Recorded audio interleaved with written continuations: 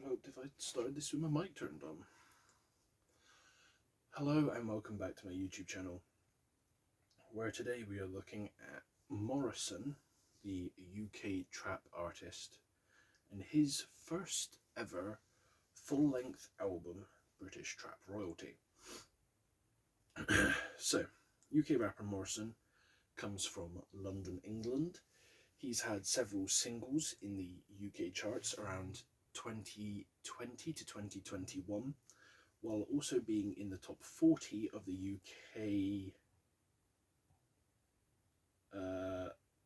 R&B charts. Sorry, I was struggling to read my writing.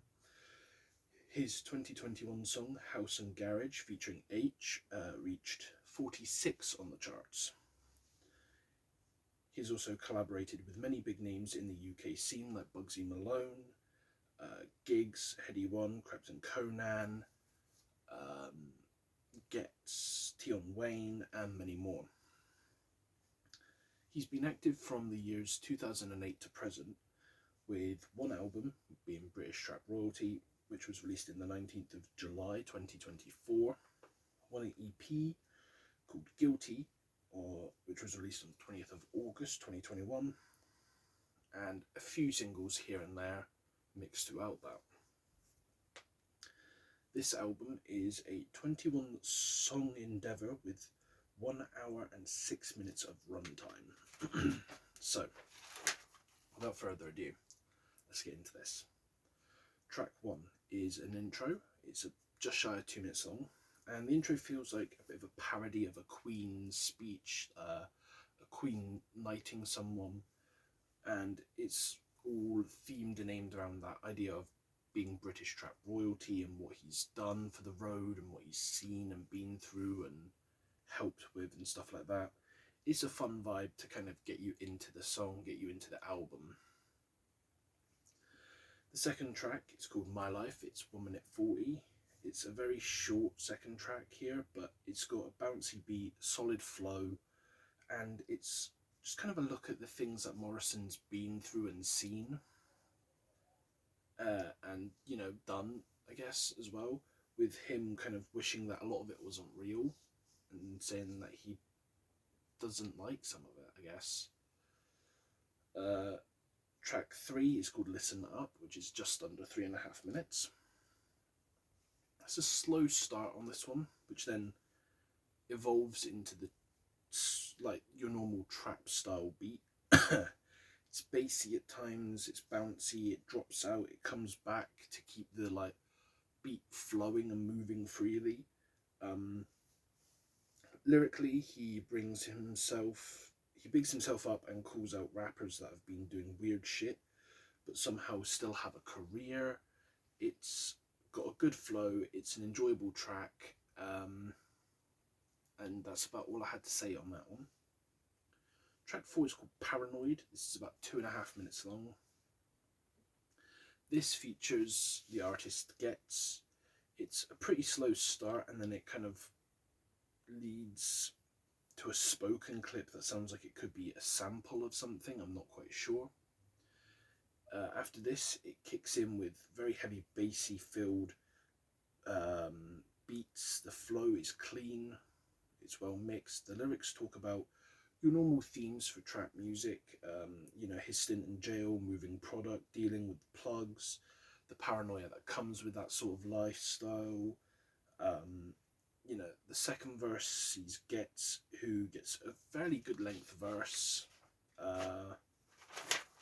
He sticks to the similar themes of paranoia, how it's saved him in situations beforehand, listening to his paranoia. Verse 3 goes back to Morrisson, and you get a few ad-libs here from Gets over the top of what Morrisson is saying to finish off. It's a fairly good track which makes use of its feature and definitely has that sort of energy throughout. Track 5 is called Alone. This is just over 4 minutes and 10 seconds. We're greeted with a chorus on this one. And this kind of has a bit more of a R&B style, especially in the beat alone. The flow is really quite solid for verse 1, which is very long.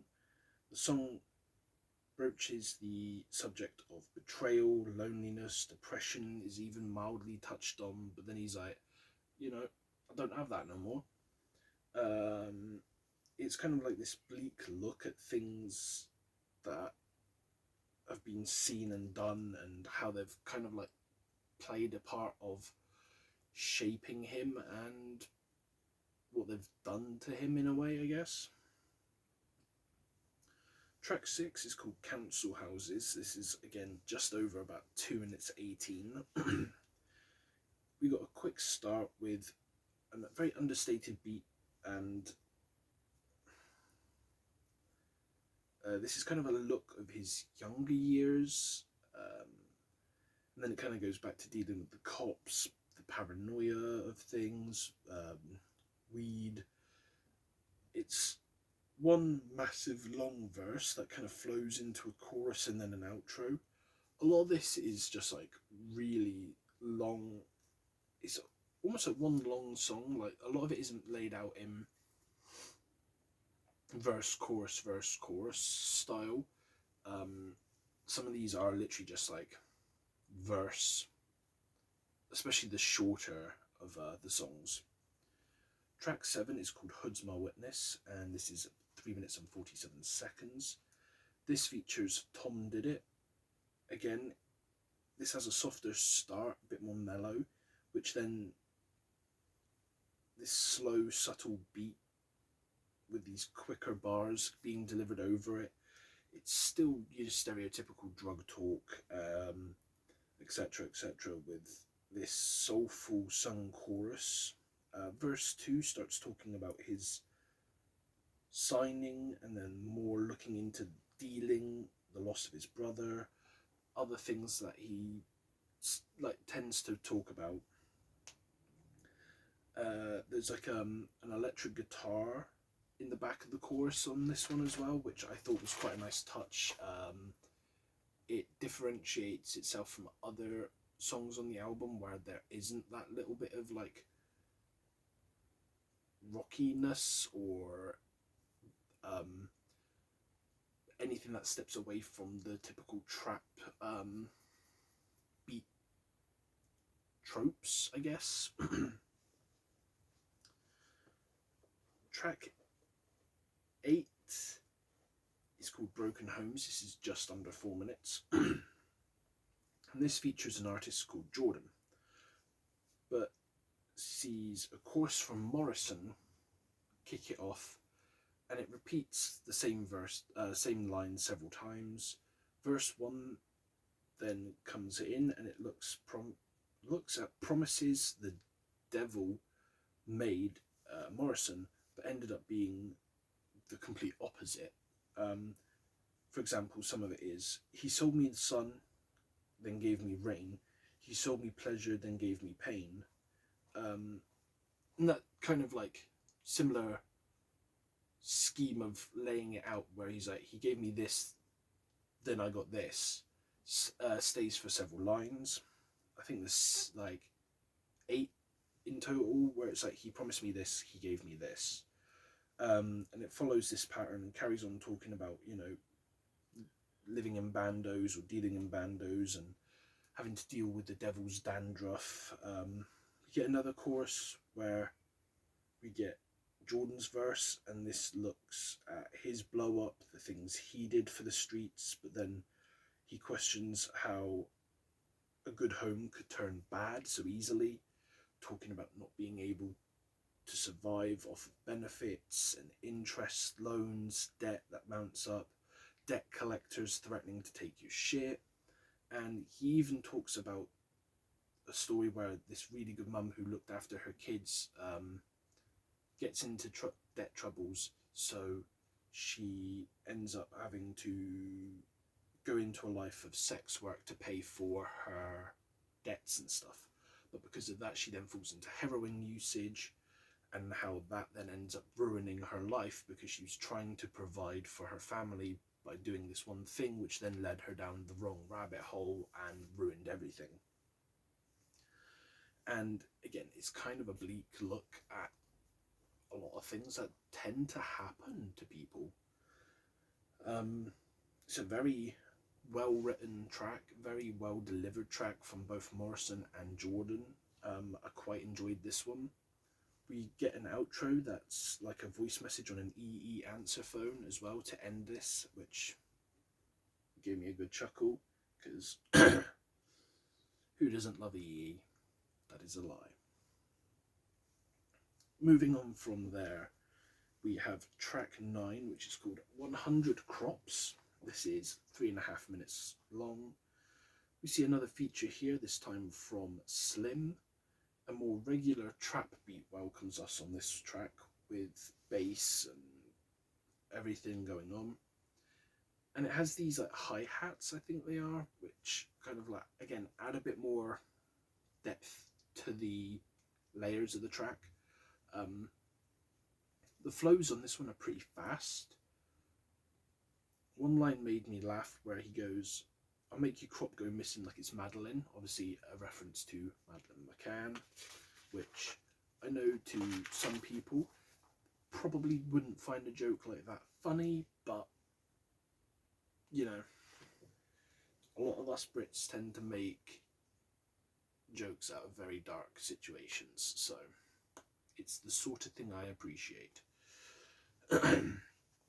The Slim verse fit well and didn't really interrupt the quicker pace or flow of the song, but it is over very quickly for what is a nearly 3 minutes and 30 something song. So that kind of speaks to how fast paced it felt, where it's over very quickly. Track 10 is called Buckingham Palace Part 2. This is just over 4 minutes. So this is a sequel to one of his prior tracks, and it opens with this bit. He goes, "Yo, Morrisson. Yeah, I live in a place called Newham, a couple miles away from Buckingham Palace. It's mad how we can live so close to the royals, but at the same time, it feels like we live in two completely different worlds. So with that being said, God bless the trap." And that's like how you're welcomed into the song. Verse 1 talks about going from bandos and prison to luxury living, whilst all using wordplay based on the royals and their names and stuff that they've done to talk about different things, like, you know, comparing stuff to like Meghan and Harry and doing Charlie and stuff like that. Verse 2 is looking at different ways people do shit on the roads, from the reckless to the technically smart, like using night vision or heat vision to see where people are stashing their crops before stealing it and things like that. So yeah, it's kind of, again, not deviating too far from the topics already dealt with on this album, but it's still a solid song. Personally, I prefer Buckingham Palace Part 1, but it's still a solid follow-up. Moving on to track 11, we have Peer Pressure Part 1. This is 2 minutes and 40 seconds. Beat here is solid, with a very solid flow over it. It looks at the way people try to turn you against people in your life, with making you kind of like resent their success. And the track, the way that it's styled, where it's like Morrisson talking to this one friend about this other friend who's made it like big, and this one friend is kind of trying to turn him against the friend that's made it, and like he's like saying, oh, you know, he let me sleep on his sofa, he was real good to me, and then like this other voice is like, yeah, but you know, he's like with these men now, and they're moving weird, and they don't like you, and you know, don't you resent the fact that he's made it whereas you haven't? You should do something about that. And it kind of, the whole like dialogue between like these characters of it reminds me a lot of Eminem's Guilty Conscience songs, just with the conversation-esque delivery. But it's a very good song. I think it's one of the more creative ones on the album. I do like it when Morrison tries to do these more story-based songs. Like he's got a knack for writing, and I think the Peer Pressure Part 1 and 2 definitely showcase that very well. Which moves on to track 12, which is Peer Pressure Part 2. This is 4 minutes long.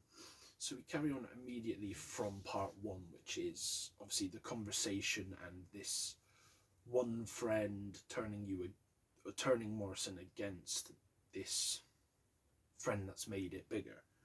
So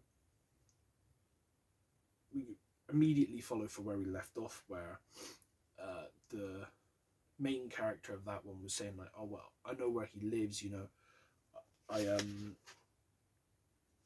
I've slept there, I've stayed with him, he looked after me when I wasn't doing good on the road, sort of thing.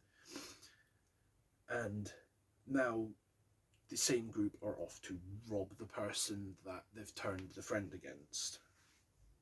The storyteller knows exactly where all the targets are, the valuables, the crops, the money. Again, as I've said previously, from staying there in the past, they know he's a violent chap, so they plan to grab him quickly. But the plan all goes kind of tits up once they get in there, because the guy was waiting for him. There's a weird reference to Justin Bieber, because I think he goes like, shout out to Bieber, is it too late to say sorry now, or something like that. And basically the guy is lying in wait for them. He's like, I knew you'd be coming here. I don't have any of my stuff on me. I've got killers in the room next to me. I've got killers in this room. And stuff like that. So they end up calling the cops on the guys, and it kind of leaves off there, where I assume they get taken away. Track 13 is called Woe. It's about 3 minutes and 38 seconds. We get a Mostak feature here, and it starts slow. Lyrically, it's not deviating from many of the same subjects previously mentioned. Mostak is on the chorus, and it's very underwhelming. Normally, I enjoy Mostak on features and stuff like that. I don't know too much of their music, but this one was kind of a bit of a flop of a chorus, honestly. I didn't feel like there was much energy. There was not a lot of anything. Verse 2 references US artists like YNW Melly, Young Boy Never Broke Again, and there's probably maybe some references that weren't so overt that I missed. But it's a very solid verse, and then we get another one of these weaker choruses to end. Track 14 is called Locked Up. It's about 2 minutes 46. We get a feature from Dre 6 here, who's on the intro, which delivers a mellow, somber open. You got these really sad strings. They're kind of echoey. They stay a little bit. They like really cling into Morrison's bridge, which then they start twisting. They become distorted and weird, and then it kind of like they somehow distort this sad sound into a trap beat, and then it kicks into what you would expect. You get this normal sounding beat with verse 1 starting. It kind of repeats the bridge, then expands, talking about being in jail, seeing his son grow up in photos only. The chorus is short but sweet, and just when I say short and sweet, I'm not saying it's a sweet chorus. Like, it is just the same, short and sweet. Like, it's not, doesn't stay around too long, and overall it's a very solid song. Track 15 is called OGPOV, about 3 minutes and 3 seconds on this one. I found it interesting that one of the first few lines is, "Blank's a convicted rapist. His pals know that, but they're still rolling with him." And again, he kind of like later on condemns how nonces seem to get less jail time. with the line, 20 years for a gun on a burglary, then that same judge gave a nonce 12 months for noncing on kids while he works in a nursery. It's not worded very eloquently, but it kind of does paint the picture.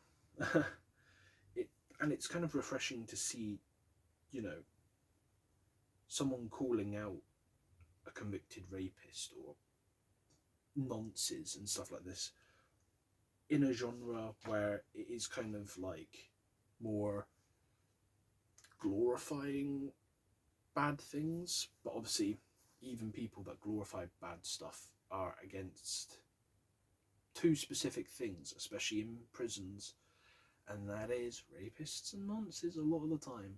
So, but I did think it was kind of refreshing to hear it, because you don't see people like that getting called out a lot in hip hop or in music in general.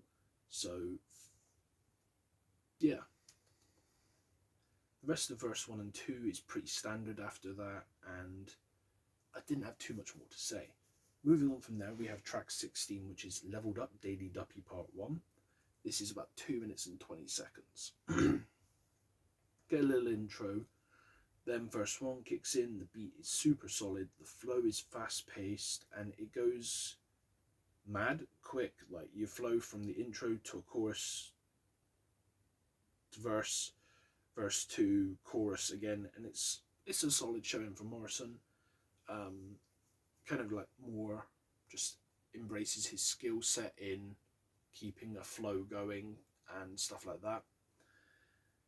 And yeah, track 17 is called Move It, which is just over 3 minutes. This has a fun vibe with the beat plus the chorus. I could kind of see this in a club being playing, obviously not like to dance to, but you know, like how sometimes they'll play like a trap song just to kind of like give people a breather. This could definitely be that sort of vibe.